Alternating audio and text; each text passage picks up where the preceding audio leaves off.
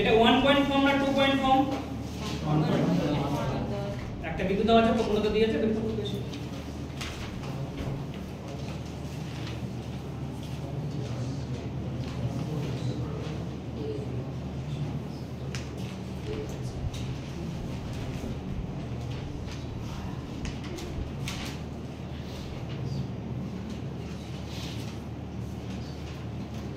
যেমন হবে কোশ্চেনে সাজানো আছে ওইভাবে সাজাবো, ঠিক আছে?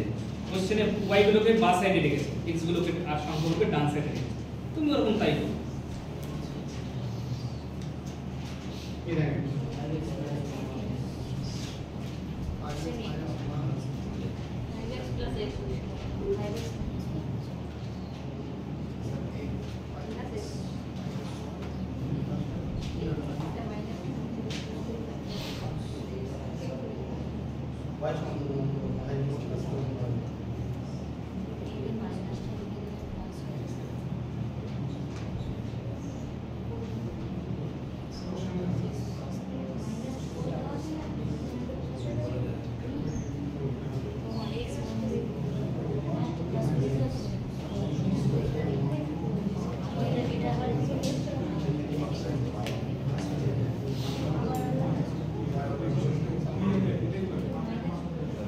বুঝেছেন তো?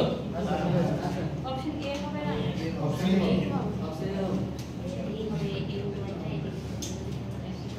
তো 1 টাকে বড় মিলেছে সবার? মিলেছে? y minus y1 a into x minus x1, তাহলে y minus y1 y1 টা হচ্ছে 1, m into m বলে দিয়েছে 5, x minus x1, তবে x minus x1, x1 টা নিচে মাইনাসে আছে, তাহলে মাইনাস যখন প্লাস হয়ে যাবে, প্লাস 4। এর মধ্যে আপনি দিয়েছিলেন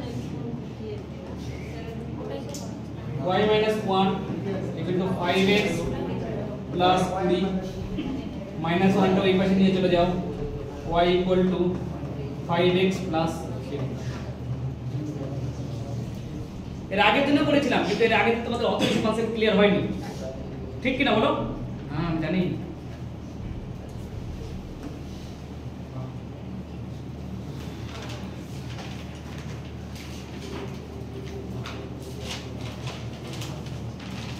সুন্দর করে কোশ্চেনটা পড়বা, তাহলে সলিউশনটা করতে পারবা, আদারওয়াইজ করতে পারবা।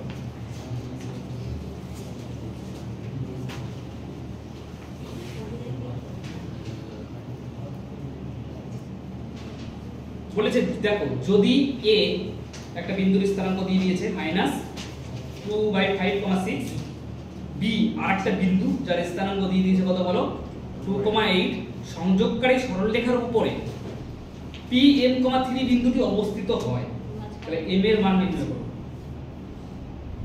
তাহলে প্রথমে এই দুটো বিন্দুতে যে সরলরেখাটা তৈরি হয়েছে তার উপরে এই বিন্দুটা থাকবে, সবাই বুঝতে পারছো এই কথাটা? কোশ্চেনে বলা আছে।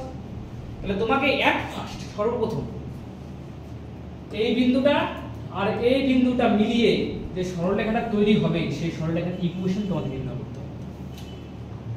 বুঝা গেল? এ বিন্দু দেওয়া আছে আর বি বিন্দু দেওয়া আছে, তাহলে ওই দুটোকে মিলিয়ে যে সরলরেখাটা তৈরি হবে দ্যাট মিন্স এ বি সরলরেখা, ওই সরলরেখার সমীকরণ তোমাকে আগে নির্ণয় করতে হবে। আগে সরলরেখার সমীকরণটা নির্ণয় করো। পারো না করতে? দুটো বিন্দু দেওয়া আছে, আর দুটো বিন্দু থাকলে সরলরেখার সমীকরণ কিভাবে নির্ণয় করতে হয়? করো সরলরেখার সমীকরণ।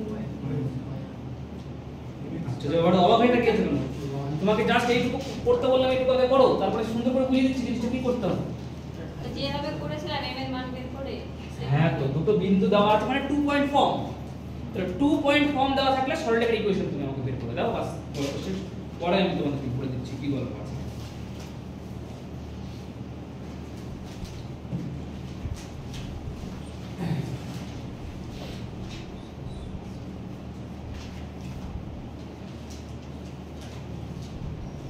a -2,5,6 এবং b 2,8, এই দুটো বিন্দুর সংযোগকারী সরলরেখার সমীকরণ আমাকে বের করে দাও, বাস। আমি কিছু শুনতে চাই না, কারণ এটা 2 পয়েন্ট ফর্ম দেওয়া আছে, সরলরেখার সমীকরণ কি করে বের করতে হবে করে দাও। এরপরে তো করলাম, দুটো বিন্দু দেওয়া থাকলে সরলরেখার সমীকরণ কি করে বের করতে হবে?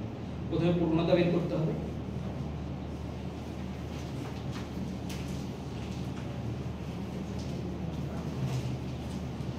নিচে x2 x1 মানে 2 মাইনাস 2/5 তার মানে 2 + 2/5 নিচে বসে y2 কত বলতো y2 উপরে যেটা বসে y2 y1 minus 8 5x minus 4y plus 22 হবে 5x minus 4y plus 22 0 ছোট সমীকরণ এটা বেরিয়েছে তোমার ঠিক আছে যাই না আমি প্রবণতাটাকে বের করে তারপর সরলরেখার সমীকরণ বের করো একটু আগে তো কতগুলো করলে ওরকম হয় দুটো বিন্দু দিতাম প্রবণতা বের করতে আর সরলরেখার সমীকরণ বের করতে কত বেরিয়েছে প্রবণতা 5/4 কত 5/4 তোমার প্রবণতা কত বেরিয়েছে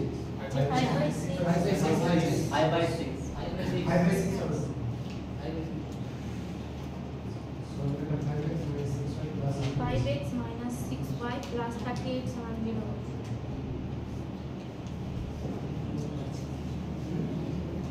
5x minus 6y minus 38 is equal to plus 38 হবে এই প্রবণতাটাই বের করতে পারোনি y2 y1 by x2 x1 প্রবণতার সূত্র plus 2/5 নিচে +2/5 কেন হলো হবে হ্যাঁ ঠিক আছে 6 হবে আমি ওটা মাইনাস করে দিচ্ছি y y1 y1 টা কত y2 y1 8 6 by x2 x1 x2 কত 2 minus of minus 2/5 মানে plus 2/5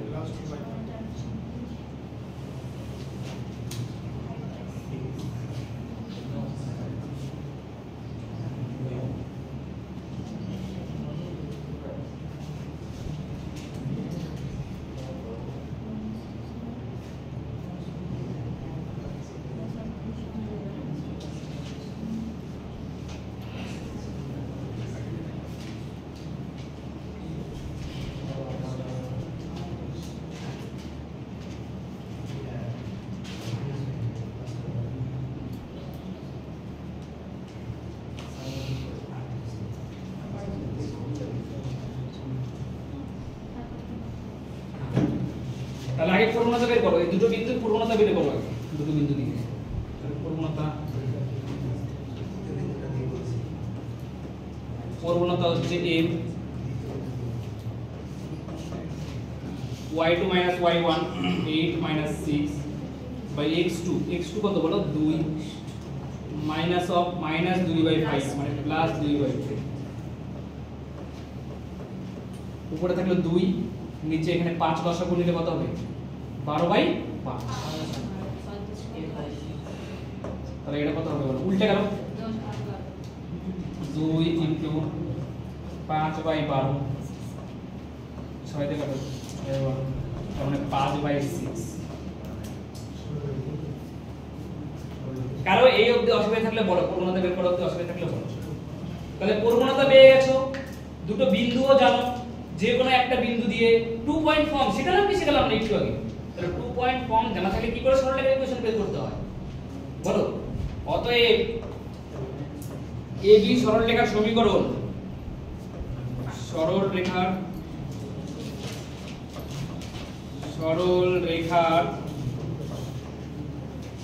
সমীকরণ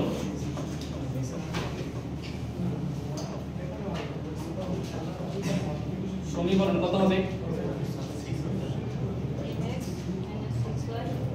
তাহলে y y1 এটা নিলে তো একটু কঠিন হয়ে যাবে না এটা নিয়ে y 8 m into m কত বলো 5/6 into x x1 মানে কত বলো 2 তাহলে 6 দিয়ে গুণ করো 6y 48 equal to 5x 10 আবার 5x কে এই পাশে নিয়ে আসলে মাইনাস হয়ে যাবে তখন আবার ঝামেলা হতে পারে ঘুরিয়ে দিলাম 5x 10 plus 6y 48 equal to 0 তাহলে এখানে কত হবে বলো 5x minus 6y minus 10 আছে এই যে প্লাস 48 হয়ে গেল, তাহলে কত হলো বলো? প্লাস 38 ইকুয়াল টু কত বলো? এটা হচ্ছে এবি সরলরেখার সমীকরণ, রাইট? এটা বুঝতে পেরেছো? বুঝতে পেরেছো এবার? এবি সরলরেখার সমীকরণ কি করে বের করতে হবে? 2 পয়েন্ট ফর্ম, দুটো বিন্দু দেওয়া আছে না, তো 2 পয়েন্ট ফর্ম দিয়ে সরলরেখার সমীকরণটা বের করতে হবে বাস। এখন দেখো কি বলেছে, এখন কি বলেছে অঙ্কটা? বলেছে এই সরলরেখাটির উপর এবি একটা কোন একটা সরলরেখা আছে, সরলরেখাটির উপর পি m, 3 বিন্দুটি অবস্থিত হয়। এই সরলরেখাটির উপর কোন বিন্দুটা আছে বলো? P m, 3। সাপোজ মনে করো এটা একটা এবি সরলরেখা, এটা এ বিন্দু, এটা বি বিন্দু, মানে তুমি যে সরলরেখার সমীকরণটা এঁকেছো, লিখেছো, তৈরি করেছো 5x - 6y + 38, সেটা হচ্ছে এটা। বুঝা গেল? বলছে এর উপরে কোথায় এক জায়গায় পি বিন্দুটি আছে, যার স্থানাঙ্ক হচ্ছে কত? মনে করো এই বিন্দুটা হচ্ছে পি বিন্দু, যার স্থানাঙ্ক কত বলো? m, 3। সবসময় মনে রাখবা, কোনো একটা বিন্দু যদি কোনো একটা সরলরেখার উপরে অবস্থিত হয়, তাহলে সেই বিন্দুটি ওই সরলরেখাকে সিদ্ধ করে। হ্যাঁ, সিদ্ধ করে না, হাফ বয়েল ফুল বয়েল না, হ্যাঁ, স্যাটিসফাই করে। বুঝতে পেরেছো? স্যাটিসফাই করা মানে কি? সিদ্ধ করা। বুঝতে পেরেছো? হ্যাঁ, সিদ্ধ করা মানে কি? তুমি এখানে x এর জায়গায় p বিন্দুর এখানে x কি আছে? m x এর জায়গায় m বসিয়ে দিতে পারো এবং y এর জায়গায় কত বসিয়ে দিতে পারো বলো? 3। বুঝতে পেরেছো? ওটাকে সিদ্ধ করা বলে। বুঝতে পেরেছো? হ্যাঁ, এখানে আবার m এর মান m সমান সমান বের করতে হবে। তাহলে লেখো, এখানে লেখো, নিচে এই অবধি লেখা হয়ে গেছে আমার। দেখো, যেহেতু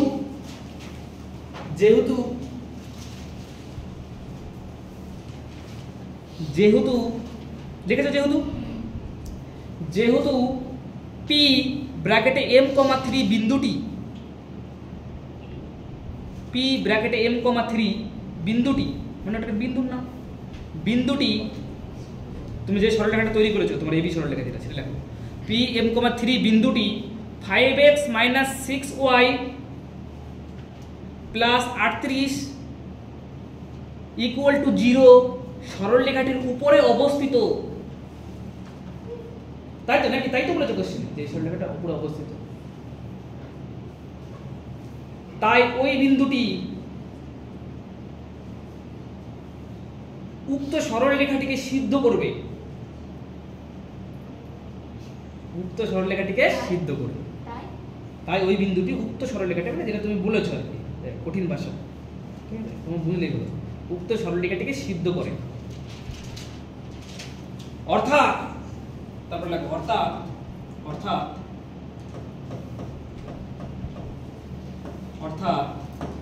সিদ্ধ করার পরে নিচে লিখবো অর্থাৎ 5 x এর জায়গায় বসিয়ে দাও, কে কাকে বসাবো বলো? m কে, কারণ x এর মান এখানে m না, y এর মান 3। 5m - 6 y এর মান 3 - 6 * 3 + 38 = 0। এখান থেকে m এর মান বের করতে হবে। 5m - 18 + 38 = 0, তাহলে 5m + 20 = 0, তাহলে 5m + 20 ওই পাশে নিয়ে চলে যাও, -20, অতএব m এর মান কত হবে বলো? -20/5 = কত বলো? 4। m এর মান -4। বুঝা গেল কি বললাম? সিদ্ধ করা মানে বুঝতে পারছো কি বললাম?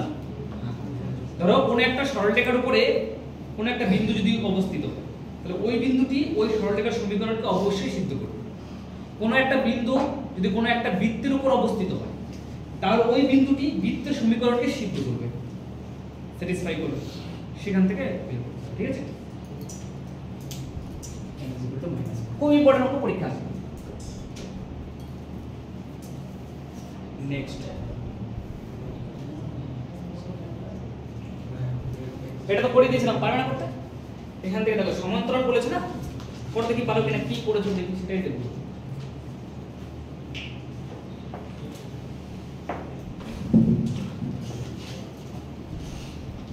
পরস্পর সমান্তরাল হলে এর মান কত? প্রথম সরলরেখাটা এবং দ্বিতীয় সরলরেখাটা পরস্পর সমান, তাহলে প্রথমটা থেকে প্রবণতা বের করো আর দ্বিতীয়টা থেকে প্রবণতা বের করো, প্রবণতা দুটো সমান হবে। করেছি কি করাইনি? প্রবণতা দুটো সমান হবে, করাইনি? প্রথম সরলরেখার প্রবণতা বের করো। প্রথম সরলরেখার প্রবণতা কত বলো? বুঝতেই পারছি না। মাইনাস x এর কোএফিসিয়েন্ট বাই y এর কোএফিসিয়েন্ট। প্রবণতা এখানে তো জেনারেল ফর্ম দেওয়া আছে না, তাহলে মাইনাস x এর কোএফিসিয়েন্ট বাই y এর কোএফিসিয়েন্ট, প্রথমটার প্রবণতা বেরিয়ে গেল। দ্বিতীয় সরলরেখাটার প্রবণতা কত বলো? মাইনাস x এর কোএফিসিয়েন্ট মানে মাইনাস x এর কোএফিসিয়েন্ট a, y এর কোএফিসিয়েন্ট কত বলো? তাহলে প্রথমটার বের হলো হচ্ছে মাইনাস 1/3 আর পরেরটার বের হলো কত বলো? Minus a/3। এখন যেহেতু সরলরেখা দুটি সমান্তরাল তাহলে প্রবণতা দুটো সমান হবে, সমান করে দাও, এর মান বের করো। দেখো যেহেতু সরলরেখা দুটি সমান্তরাল, যেহেতু সরলরেখা দুটি সমান্তরাল, যেহেতু সরলরেখা দুটি সমান্তরাল, যেহেতু সরলরেখা দুটি সমান্তরাল, যেহেতু সরলরেখা দুটি সমান্তরাল, তাই প্রথমটার প্রবণতা অর্থাৎ -1/3 সেটা ইকুয়ালস টু হবে কার সঙ্গে?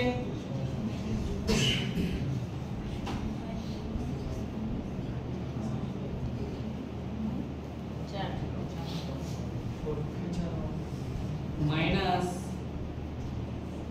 1/3 ইকুয়াল টু মাইনাস a/12। দুই দিকে মাইনাস আছে, মাইনাস মাইনাস কেটে দাও, তাহলে 1/3 ইকুয়াল টু a/12। 3 দিয়ে নিচে নিচে কেটে দাও, 3 কে 3 3 4 12, তাহলে এর মান কত হয়ে গেল বলো? 4। কোন আমরা কি বলবো? এর মান 4 হচ্ছে। ক্লিয়ার?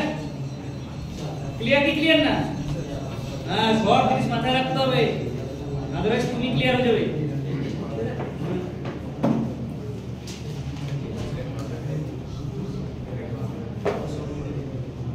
লম্ব হলে করো পি এর মান বের করো। প্রথম প্রবণতাটা বের করবা, দ্বিতীয় প্রবণতাটা বের করবা, দুটোর গুণফল -1 এর সঙ্গে সমান হবে। লম্ব প্রথমটার প্রবণতা বের করবা, দ্বিতীয়টার প্রবণতা বের করবা, দুটোর গুণফল -1 এর সঙ্গে সমান হবে। কেন? বলেছিলাম দুটো সরলরেখা যদি লম্ব হয় তাহলে প্রবণতা দুটোর গুণফল -1 হয়। সমান্তরাল হলে ইকুয়ালস টু হয় আর লম্ব হলে -1 হয়।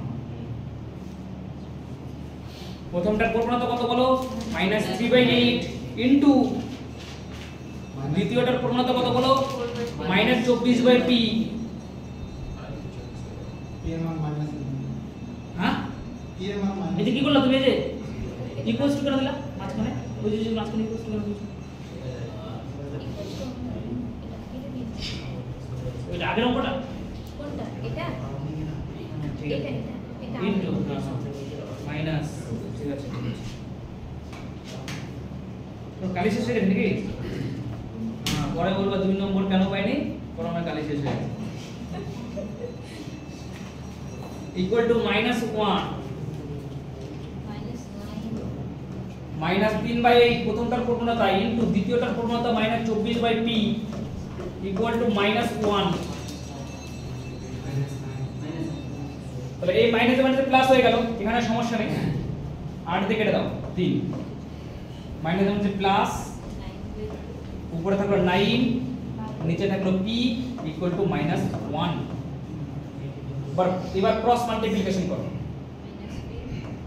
-p equal to 9, that means g equal to minus। তোমাদের সমস্যা কি বলো তো? তোমাদের বিগেস্ট প্রবলেম কোথায় বলো তো? এটাও কি আছে? জানি তো পড়েছো, সব জানো, পড়াশোনাও করো তোমরা, ঠিক আছে? তোমাদের সমস্যা হচ্ছে তোমাদের ক্যালকুলেশনের সমস্যা, বুঝতে পেরেছো? তো আগে থেকে অনেক ইমপ্রুভ হয়েছে, তোমরা বুঝতে পারো ফিলিংস, বুঝতে পেরেছো? যেটা এইভাবে হবে ওটা ওইভাবে হবে, কিন্তু অ্যাকচুয়ালি যখন ক্যালকুলেশন হয় তখন ভুলভাল করবে, ঠিক আছে? বারবার বলা হয়েছে, বারবার বলা হয়েছে করতে যাও।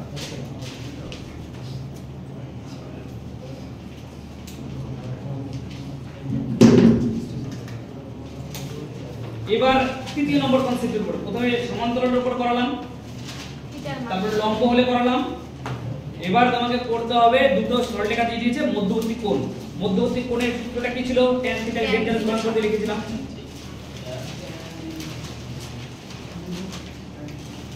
লিখেছিলাম? হ্যাঁ, তাহলে এখানে লিখে রাখো, আমরা জানি মধ্যবর্তী কোণ বের করার সূত্রটি হলো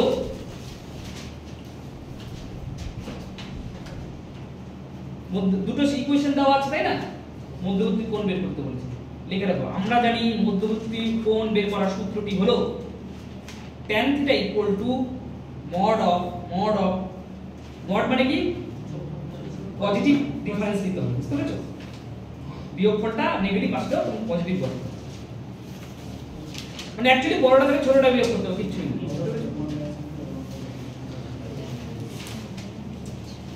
mod of m1 minus m2 1 plus m1 m2, m1 টা কি? m1 টা কি? প্রথম সরলরেখার প্রবণতা। m2 টা কি? দ্বিতীয় সরলরেখার প্রবণতা। তাহলে m1 এর মান বের করো। m1 এর মান কি? মাইনাস x এর কোএফিসিয়েন্ট, মাইনাস x এর কোএফিসিয়েন্ট, x এর কোএফিসিয়েন্ট কত? মাইনাস √12, বুঝতে পেরেছো? তাহলে মাইনাস √12। y এর কোএফিসিয়েন্ট কত বলো? 2। তাহলে এই মাইনাস মানে তো প্লাস হয়ে গেল, প্লাস থাকবে এখানে। আর 12 কে লেখো ভিতরে, দেখো 4 * 3, তাই না? 4 * 3, তাহলে 4 টাকে বাইরে বের করলে 2, তাহলে এটা কত হলো? 2√3/2, তো 2 2 কেটে গেল, ইকুয়াল টু m1 এর মান √3। হ্যাঁ 30 ডিগ্রি কেন? ও বের করে নিয়েছো? তাহলে কত? m1 √3, সবাই বেরেছো m1 √3 বের করতে? 12 কে লিখেছি, মনে মনে ভেবেছি 12 মানে 4 × 3, 4 টাকে বাইরে বের করলে 2 আর ভিতর √3 থাকলো। যদি এইভাবে রাখি তাহলে বের হবে কোন ভাবে রাখো? -√12/2 না, ক্যালকুলেশন মিলাতে পারবে না। m2 টা কত? মাইনাস x এর কোএফিসিয়েন্ট, x এর কোএফিসিয়েন্ট কত? -1, y এর কোএফিসিয়েন্ট কত?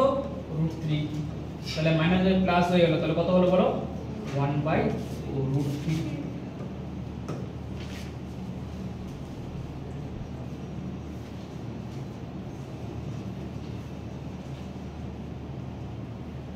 m1 বেরিয়ে গেছে √3 আর m2 বেরিয়ে গেছে কত বলো? 1/√3। কার কোনো সমস্যা?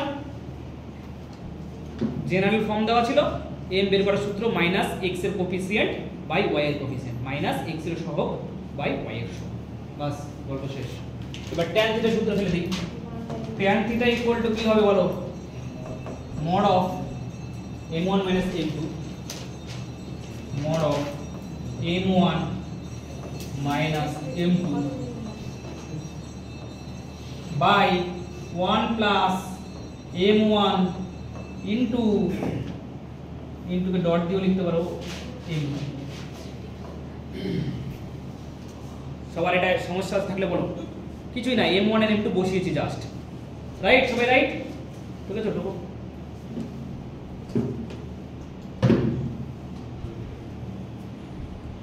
m1 এর জায়গায় m1 বসিয়েছি, m2 এর জায়গায় m2 বসিয়েছি, আর কিছুই করিনি, হয়েছে?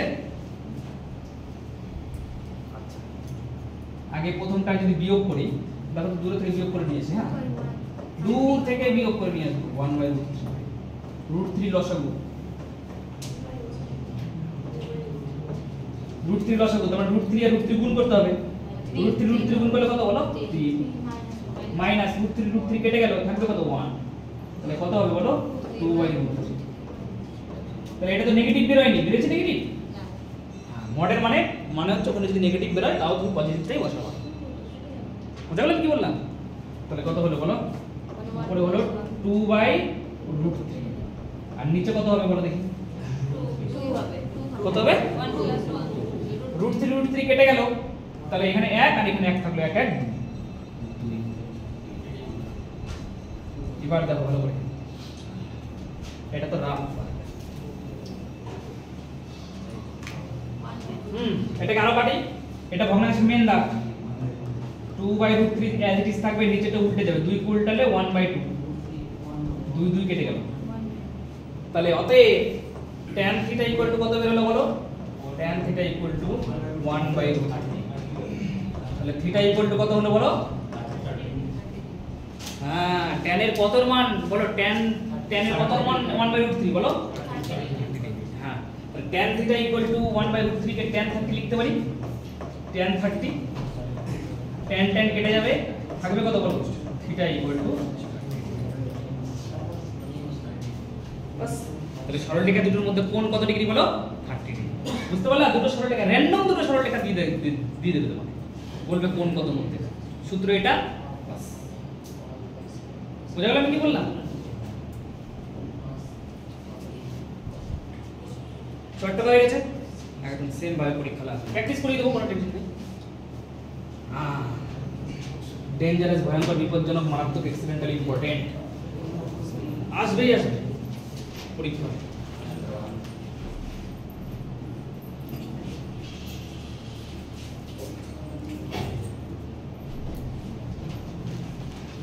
আচ্ছা দেখো এখানটা কি আছে, একটা ত্রিভুজের 3টা শীর্ষবিন্দু দেওয়া আছে। এবার তোমাকে ক্ষেত্রফল বের করতে হবে। ত্রিভুজের ক্ষেত্রফল কত হলো? একটা ত্রিভুজ,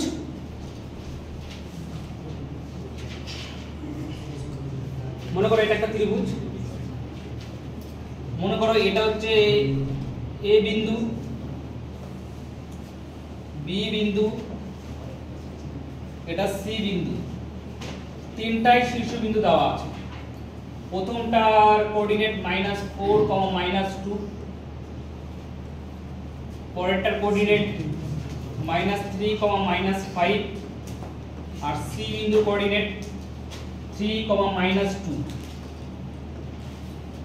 বলেছে তিনটা বিন্দু যদি দেওয়া থাকে তাহলে এই ত্রিভুজটার ক্ষেত্রফল বলো। তাহলে না সমবাহু ত্রিভুজ, না সমকোণী ত্রিভুজ, না বিষমবাহু ত্রিভুজ, কিছুই জানো না, তোমাকে তাও ক্ষেত্রফল বের করতে হবে। কোঅর্ডিনেট জিওমেট্রি সূত্র কি জানো? বিশাল বড় সূত্র আছে। হ্যাঁ, ভরকেন্দ্র সূত্র বলতে ক্ষেত্রফলের সূত্র কি? দেখো ক্ষেত্রফলকে এরকম ভাবে লিখতে হবে, হাফ অফ, লিখবা না কিন্তু, হ্যাঁ, half of x1 into y2 minus y3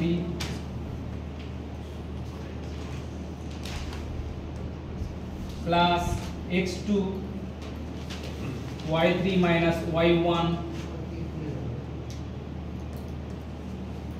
plus x3 কি ব্যাপার গরম হাস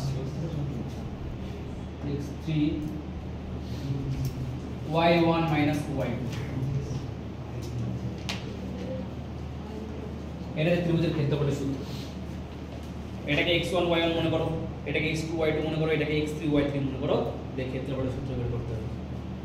বুঝতে পেরেছো কি বললাম? পড়েছো কি পড়োনি? কোনো দিন পড়েছো? হ্যাঁ, কিন্তু আমি তোমাদেরকে শর্টকাট বলে দিচ্ছি, কোনো বইতে শর্টকাটটা নেই, ঠিক আছে?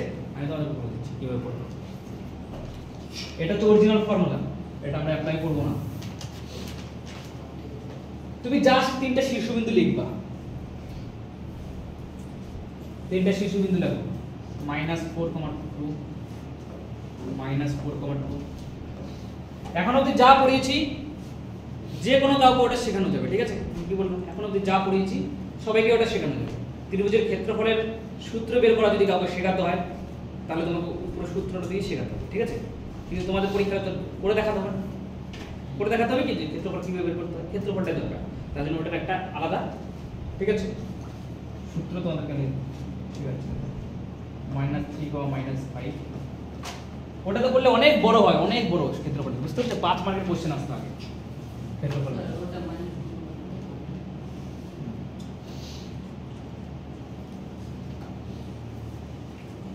3, -2 3, -2 বুঝছে? প্রথম কোঅর্ডিনেট যেটা আছে সেটা সবার নিচে লিখে দেবা। কি বললাম? প্রথম কোঅর্ডিনেট যেটা আছে সেটা সবার নিচে লিখে দেবা। -4, -2 -4, -2 এখানে দেখো -4, -2 -4, -2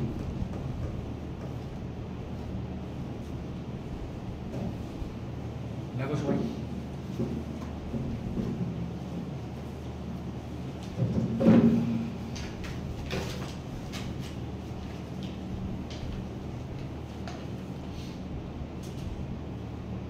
হচ্ছে ক্লিয়ার? সবাই লেখা গেছে সব কটা নিচে সব কটা? এবার এক কাজ করো, বিয়োগ করে দাও। এটা থেকে এটা, এটা থেকে এটা, এটা থেকে -4 থেকে -4 কে যদি বিয়োগ করো, -4 মাইনাস অফ -4 +4 0 হয়ে গেল। তাহলে এটা 0, এটাকে বিয়োগ করলে কত হবে বলো? এটাও 0 হবে বলে এখানে লিখেছি। একই জিনিস লিখেছি। পরেরটাকে করলে কি হবে কেউ বলতে পারবে? এখানে বিয়োগ করলে এটা থেকে এটাকে বিয়োগ করলে -1 না +1 -3 মাইনাস -4 মানে +4 হয়ে গেল +1 +1 আর এটাকে বিয়োগ করলে কত হবে? -3 রাইট। এটাকে গুণ করলে কত হবে বলো? 7 আর এটাকে 0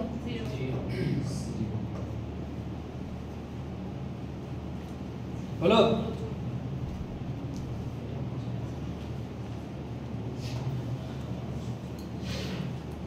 এবার দেখো ভিতরেরটার সঙ্গে ভিতরেরটা গুণ করো, কত হচ্ছে? -21 আর বাইরেটার সঙ্গে বাইরেটা গুণ করো, কত হচ্ছে? এই দুটোকে বিয়োগ করো, কত হচ্ছে? -21 থেকে 0 গেলে -21 -21 কে 2 দিয়ে ভাগ করে দাও। -21 কে 2 দিয়ে ভাগ করে দাও, কত হচ্ছে? 10.5 এটাই। কিন্তু পজিটিভ নিতে হবে, ক্ষেত্রফল কোনদিন নেগেটিভ হয় না, এটা মনে রাখবা শুধুমাত্র। ক্ষেত্রফল কোনদিন নেগেটিভ হয় না, আর ক্ষেত্রফল কি লিখলাম বলো? পজিটিভ। কিছুই না, প্রথম কোঅর্ডিনেটটা সবার পেছনে পেছনে লিখে দিয়েছি, তারপরে বিয়োগ করে দিয়েছি, তারপরে এই ভিতরেরটার সঙ্গে ভিতরেরটা গুণ, বাইরেটার সঙ্গে বাইরেরটা গুণ, দুটোর মধ্যে বিয়োগ করলে 2 দিয়ে ভাগ। -10.5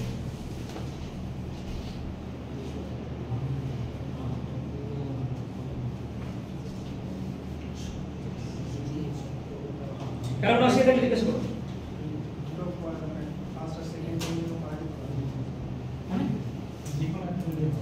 স্যার প্রথমটা 0 বেরোলো, প্রত্যেকটা ক্ষেত্রে 0 বেরোবে। একই জিনিস তো বসাবা, হ্যাঁ ওটাই তো বলছি। 0 তো বেরোবে। তাহলে দুটো ক্যালকুলেশন করলে বুঝতে পেরেছো কি পারোনি? প্রশ্ন ভাবে করে নিও। সবাই বুঝতে পেরেছো? এভরিওয়ান বুঝতে পেরেছো? তুমি বুঝতে পেরেছো কি বললাম? বুঝতে পেরেছো? ঠিক আছে, দেখি কি বুঝতে পেরেছো। আজকে লাস্ট করাবো, একটু টাইম লাগলেও শেষ করে দিই। হ্যাঁ, পরের দিন থেকে অন্য জিনিস পড়াবো তো।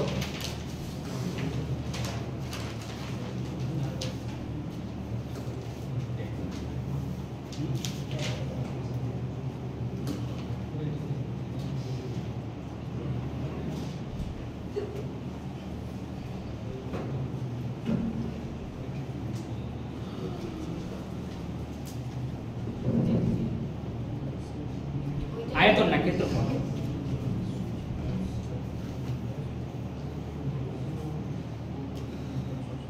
শোনো, প্রথমে দেখে নাও, তারপরে মেথডটা অ্যাপ্লাই করবা, কারণ এটা একটু কঠিন অঙ্ক আছে। হ্যাঁ, বুঝলাম। 3টে শীর্ষবিন্দু দেওয়া আছে, ভালো করে পড়ো তো। এটাকে ত্রিভুজের 3টে শীর্ষবিন্দু দেওয়া আছে, আমরা তো খুব সুন্দর করে বলো। দেওয়া রয়েছে একটি ত্রিভুজের বাহুর কি বলো? মধ্যবিন্দু। বুঝতে পারছো কি বলছে? প্রথম ত্রিভুজের বাহুর মধ্যবিন্দু দেওয়া আছে, দ্বিতীয় ত্রিভুজের বাহুর মধ্যবিন্দু দেওয়া আছে, তৃতীয় ত্রিভুজের বাহুর মধ্যবিন্দু দেওয়া আছে। বলে যে ত্রিভুজটির ক্ষেত্রফল, মানে তোমাকে যদি আমি দেখি, মানে ওকে 4 দিয়ে গুণ করতে হবে। হ্যাঁ,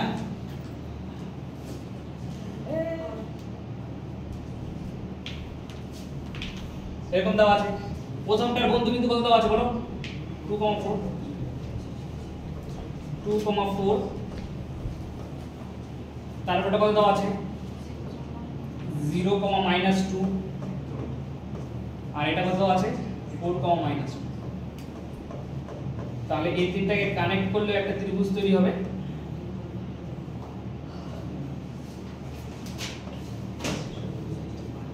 তাহলে তোমাকে যেটা শেখালাম প্রসেস, সেটা দিয়ে এই ছোট ত্রিভুজটার ক্ষেত্রফল বের করা যাবে কি যাবে না বলো? হ্যাঁ, তাহলে পুরো ত্রিভুজটা দরকার একটা, দুটো, তিনটা, চারটা খণ্ড তৈরি হয়েছে, চারটে ত্রিভুজ হয়ে গেছে। তাহলে ত্রিভুজের তিনটে বাহু জানা থাকলে, ত্রিভুজের তিনটে শীর্ষবিন্দু জানা থাকলে কিভাবে ক্ষেত্রফল বের করতে হয় কেবলই শেখালাম। ওটা অ্যাপ্লাই করে বের করো মিডল ইন্টার ক্ষেত্রফল, তারপর 4 দিয়ে গুণ করবে, आंसर ওটা।